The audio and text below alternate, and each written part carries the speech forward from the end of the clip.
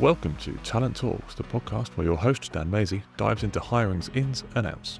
Our goal is to reveal how to attract top talent. Through interviews with leaders in sports, media and entertainment, we explore job search and recruitment trends, offer interview tips and strategies to differentiate yourself and uncover their hiring insights. Whether you're prepping for an interview or interested in hiring trends, Talent Talks is your essential resource. Let's dive in.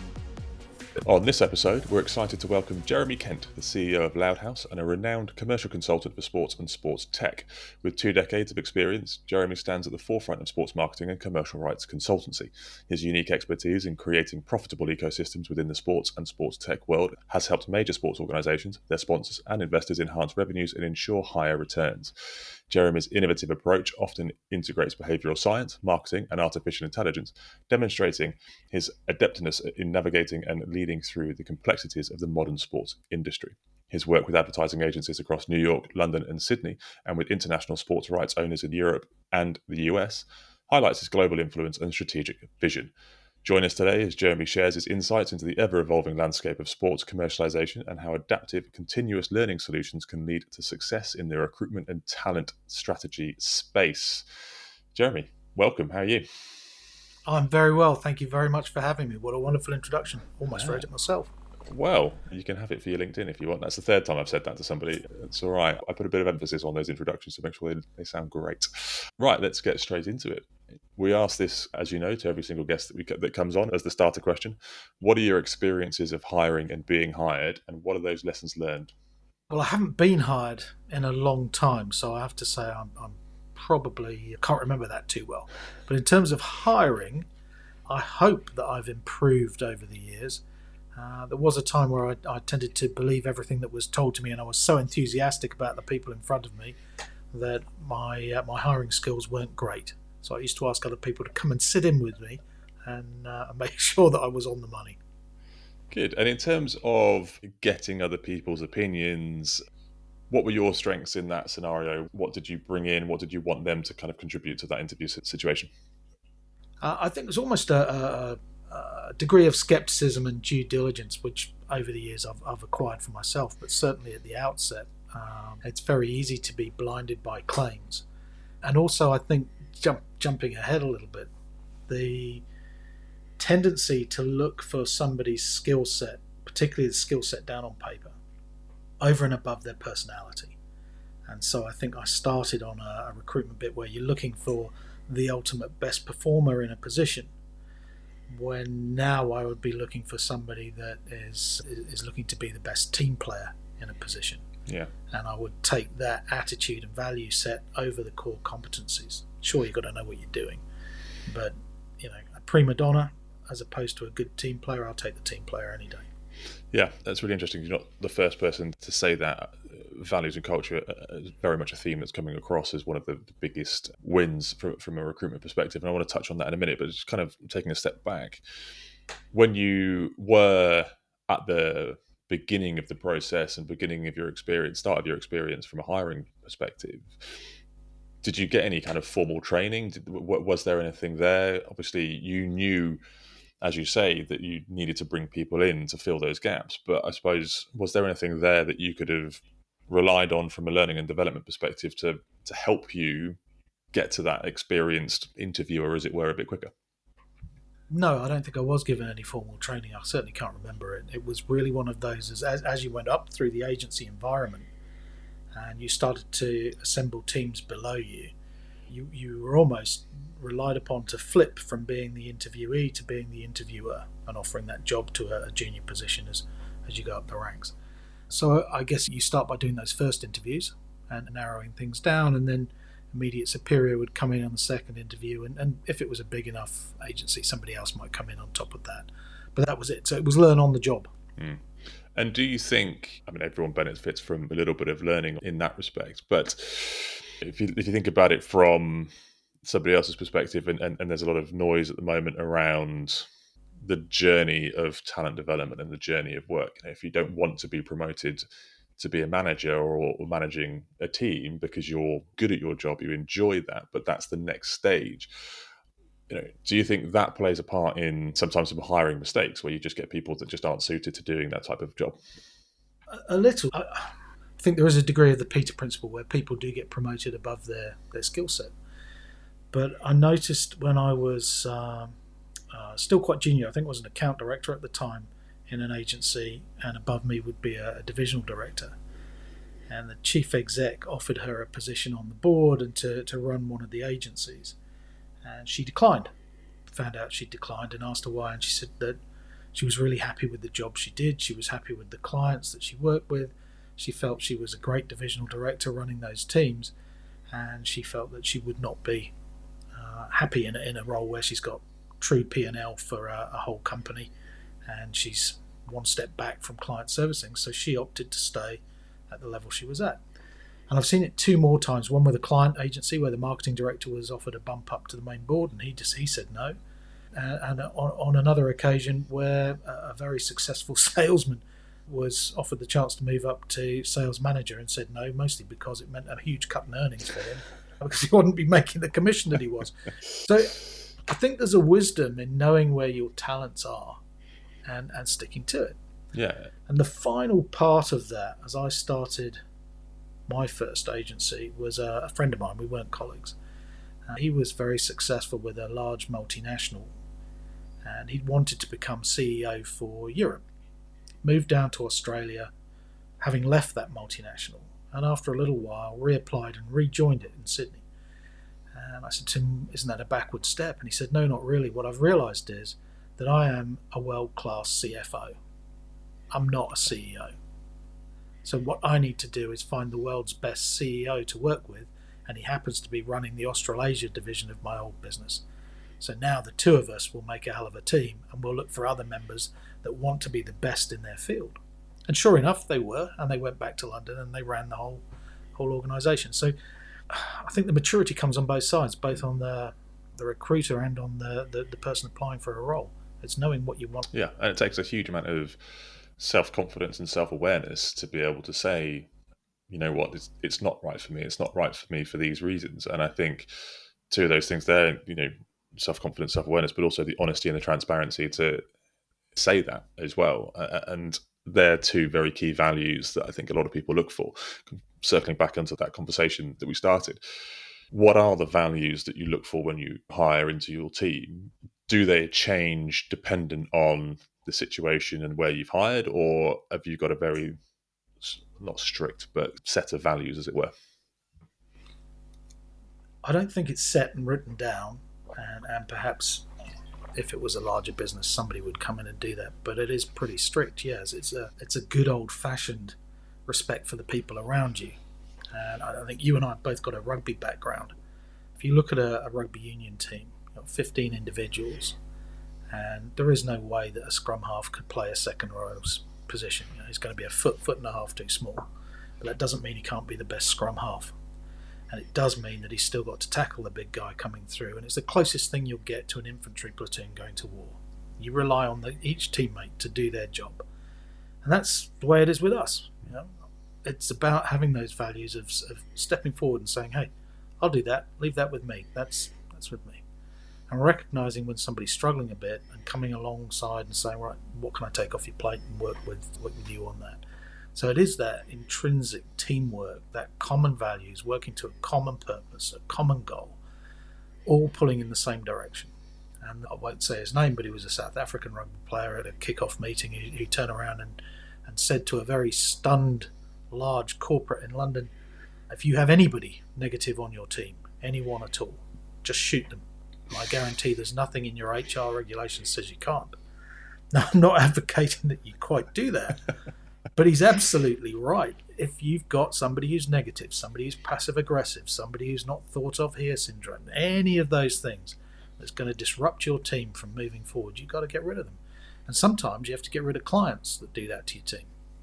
Yeah, it kind of comes into that 80-20 rule of 20% of your clients, what is it, 20% of your clients provide 80% of your revenue, and 80% of your clients provide the majority of the issues and the hassles that you've got.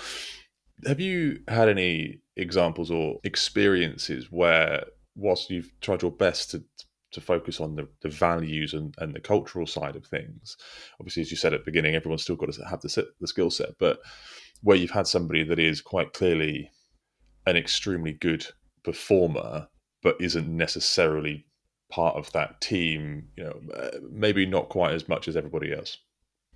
Yes, and you do have to let them go. Yeah. And in as nice and a constructive way as possible, they do need to be managed out quite quickly. And that's just from the disruption of everyone else, or I suppose it's tossing up. If you're performing really well, and realistically, the majority of times this happens to be in sales, doesn't it? You get a really good salesperson who's phenomenal and brings in a lot of revenue, but you have to tie that up with the impact that they potentially might be having on the rest of the team. Yeah, most of my experience has been agency side, so you don't generally have, other than perhaps one or two people in a new business function, you don't generally have that many people that aren't client facing and with a bottom line responsibility. But it is that negativity. You've just got to get it out. You can't have somebody who's whinging and complaining that they've just done this or they've just done that, and so they shouldn't have to do this, or that they need special treatment, or they're a victim in some way. It needs to be managed out quickly, because it does spread like poison through a team. And you want people that are going to be excited to come into work and have fun along the way. And sure, when things happen to them and they need a bit of give and take from the team and the company, you give it to them. I'd be really upset if somebody came in and said, "Can I have a half a day's holiday because the washing machine repairman's coming around?" So, just go, do what you need to do, because you're a trusted member delivering results for this team. Of course, you can have the space. So it cuts both ways. Yeah, I think that's changed a lot. I think over the years, in the sense of, certainly, I think the pandemic has obviously accelerated this as well. But the trust that you have to show employees that they get the job done, there's such a big thing, and it is potentially creeping back in a little bit in terms of that presenteeism within offices and within workspaces, or making sure that you're always online on Teams or on Slack or whatever you use. But ultimately, things will crop up where, actually I can't do this for a couple of hours, or I've got to go and, as you say, the washing machine's broken down or got stuck in traffic or whatever. As long as you get the work done, that's the key thing. It doesn't matter when you do. And it comes back to a point of, some people work a lot better in the mornings, other people work a lot better in the afternoons and evenings. And it's the flexibility around client obligations, of course, that comes back to that, really. Have you... Totally agree. When you're hiring on, kind of delving into a little bit more into the values piece, and this links back to a conversation we had the other day, but when you're hiring based on the values side of things, how do you avoid groupthink? How do you avoid not getting diversity of thought? Because you're looking for the same type of values, you're looking for the same, to an extent, cultural fit, but you also need that difference of opinion. You need someone to come in and go, actually, is that the right thing? You're not hiring for yes people. You're hiring for people that can come in and really challenge. How does that fit with the values piece at the same time? I don't have a problem with people challenging and certainly getting rid of groupthink. It's when somebody challenges your thinking that you learn, and you might learn that you're right, but you could also learn something new. Like, the value piece is, once a decision's been taken to move in a certain direction, you all agree to go in that direction. But you can debate the points first of all. And forgive me, I cannot remember the author's name. I bought the book 25 years ago. It was a creative in advertising, and the book was called What's Wrong with This, or something like that. And his view was that as a creative in advertising, he could walk out into the main body of the agency, hold up a piece of creative work, and he would ask the question, what's wrong with this? Which most people would never ask. His argument was that if you ask what's right with this, people will tell you all the things that you like, stroke your ego, and send you back in. But if you ask them what's wrong with this, they would point out the faults as they saw them. And then he would feel absolutely free whether or not to accept their criticism or to move on because he did have it right. So I think you do need, if you work in an intellectual space as we do, you need people that like to be challenged and like to challenge other people's thinking. I think I'm in a very fortunate position that most of our teams are built dynamically with senior people, former CEOs of federations, of premiership clubs, of whatever it might be, So they've been around the block, they've had the challenging thinking, and as we build those teams, you tend to get a much more dynamic flow of leadership towards a common goal. So it's not the same as having an ad agency where you've got somebody young and small sitting in the corner who doesn't want to stick their hand up and appear foolish, and somebody big and fat on the other side who's bullying their point of view through. So I'm very fortunate that I don't work in that environment anymore, but casting my mind back, I always thought that it was the duty of the chair to go around and get those other opinions in, because you do want to hear what people have got to say. That's what you've employed them for.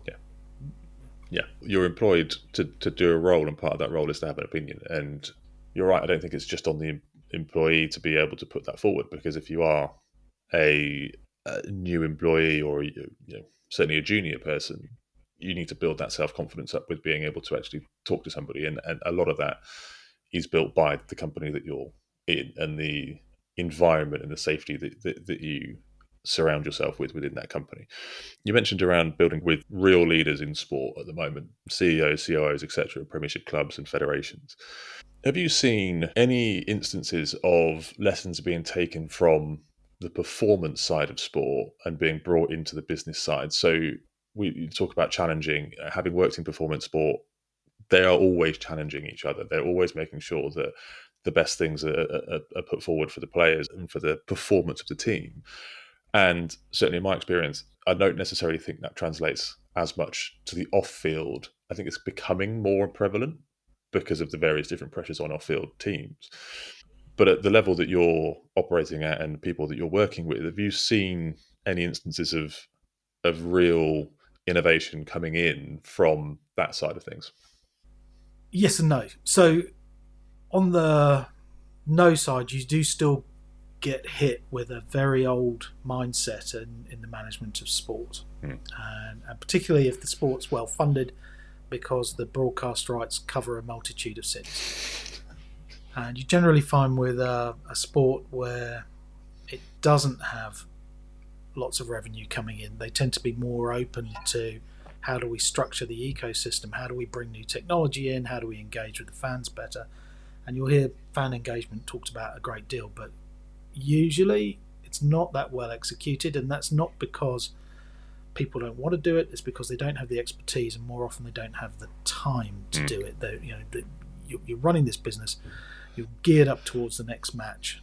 The match may or may not go the way you want it to, the media's all over you for the next few days, and before you can implement new ideas or consider them, you're gearing up for the next match. I think the other thing with the difference between the on-field and the commercial side of things is that on-field you have a very specific focus. It's to win by 2 goals or to score that try, whatever it might be. And you have a raft of coaches that are out there to push the athlete along. Or if you're in motorsport, you've got a raft of engineers analysing tons of data to get that dynamic on the car absolutely spot on. You don't have that in the commercial management team. So it's not as well coached. There isn't as much data coming in, or if the data is coming in, it can be overwhelming from a variety of sources. And despite many claims that I see from software companies, for an earlier call today was, how's AI going to help us with our marketing, sales and sports? And I think it's going to help a great deal, because right now you get a database through in one platform, which I guarantee there will be one field wrong. So we've all had a letter which is dear and the first line of your address or something like that. And then there's another piece of data coming in from your ticketing, and another from the media, and another from your social side. And then you've got the age-old marketing thing of, well, somebody reads an article in the newspaper which says Cirque du Soleil is coming to town. You're aware of it. You now decided you're going to buy. You flip the page and there's a display ad with an 0800 number on it, or a QR code. When you come to measure that stats, it would suggest that the display ad in the newspaper is doing really well, but your PR money's wasted. So it's really tough to get a proper oversight about what's happening with your relationship with fans, with the media, with sponsors.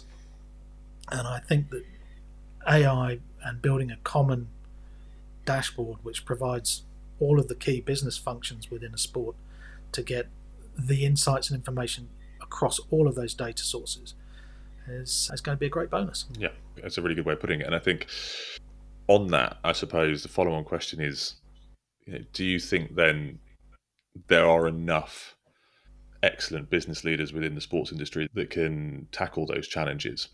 And obviously, I'm not saying there aren't. I'm just saying, do we need to focus a little bit more on outside talent to come in, or do we think there's an upskilling? Do we think there's you mentioned around the coaching side of things. My opinion is if you get to a certain level, you should be talking to somebody to help coach you, because exactly as you were, you're on the rugby field, you have a line-out coach, you've got a forwards coach, you've got a backs coach, you've got a scrum coach, you've got somebody there that can point out the various different intricacies.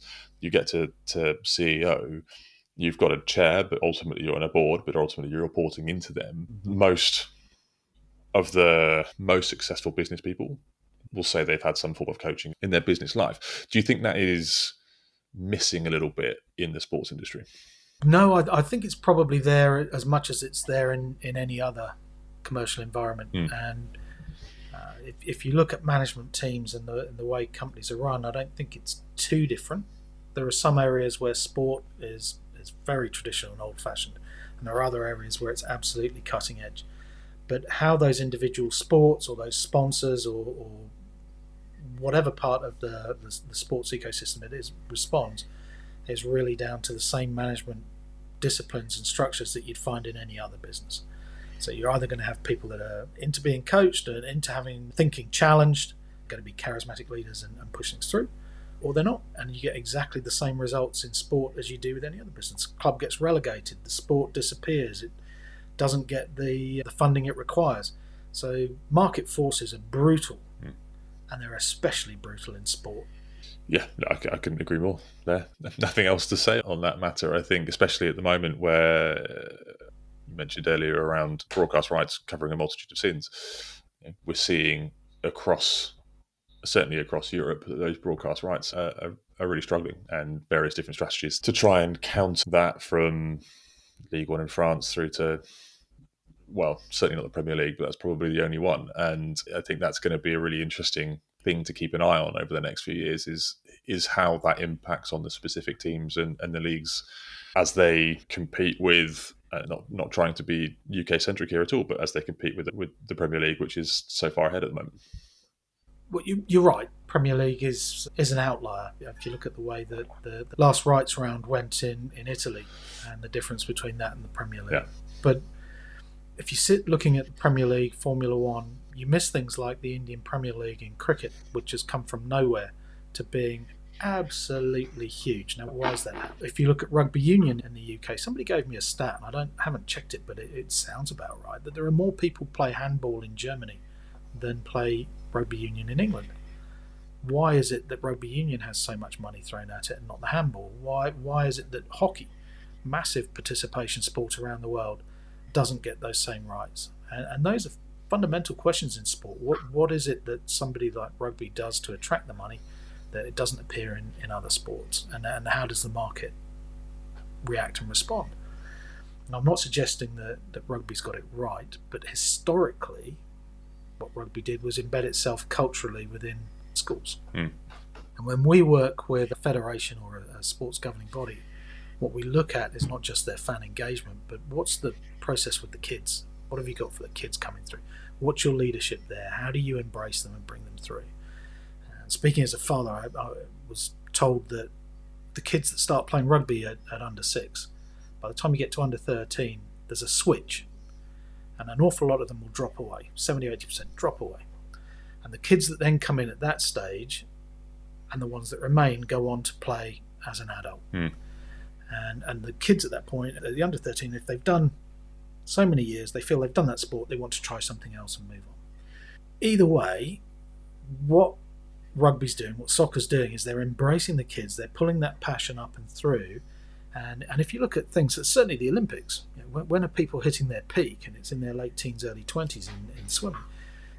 Getting the kids in at 12, 13 is what gives you the draw through, so that your Olympics after one has a good selection of athletes.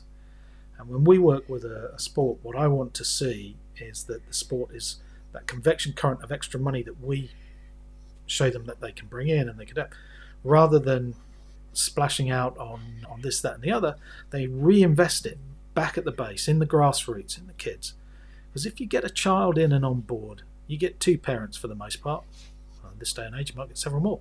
But you've grown your fan base and you've grown your athletes as well, coming up and through. And it's a long process, but that constant convection of rewarding all of those people from under 6 up to, you look around Twickenham, and yes, it's a bugbear that the average age is well over 50 watching, but it embraces a very large section of the audience. And because of that, of the population, because of that, the money appears. And Premier League, massive audiences, so the money appears. The IPL, guess what? Massive audiences, so the money appears. And then rather than just say, great, that's wonderful, we're the IPL, they're out buying T20 cricket clubs in South Africa. So they're taking their business model and expanding around the world with it. Yeah. And that's how you do it. You reinvest in grassroots and you reinvest in the sport worldwide. Yeah. And that takes strong leadership and strong vision as well. Strategic planning, absolutely. Planning, not exactly a tactical response. Yeah. Jeremy, we've actually come to the end already, and feels like we only started 5 minutes ago. That's a great conversation. But before we do go, we have 3 quick fire questions that we ask every guest that comes on the show. So we will try and keep these short and sharp. But what is your most frustrating thing about recruitment? Knowing where to find good candidates. And I know that all the recruitment agencies will scream out there, we've got that database, but that's my biggest frustration. Yeah. I don't know where to get To them. name them, but you're more than welcome to if you want to. Who's been your best hire and why? That was a strategic planner who I would say was so different to anybody else I'd met. He had been brought up by his grandparents because his mum and dad were killed in the Holocaust, and the fear in their family with all the doors locked every time they moved to each room. They're totally different from anybody else's experience. But because of that, even though his communication skills were he challenged everybody's thinking, and generally he provoked a response that provided great insight and great creative brief, and some great work went out because of it. So he was the best, but he was a really unusual character. Yeah, I know that is diversity of thought and action as much as it can be, really, isn't it? And then finally, what's the one thing that you would change about the recruitment world? Well, as I'm on the side paying the fees, I would like to see a much bigger money-back guarantee and a much lower fee. And I'm about to have a conversation with somebody who's going to say, can you retain us? So we'll see how that goes. Look, JK, that's an absolutely brilliant, really, really appreciate the time there. Like I said, it's flown by, and I think we can carry on this conversation, which hopefully we will do in the near future. I think there's a lot of things that people can take away from this chat. So thanks very much for coming on. Thank you very much for having me. Cheers, JK. Bye-bye. Bye-bye.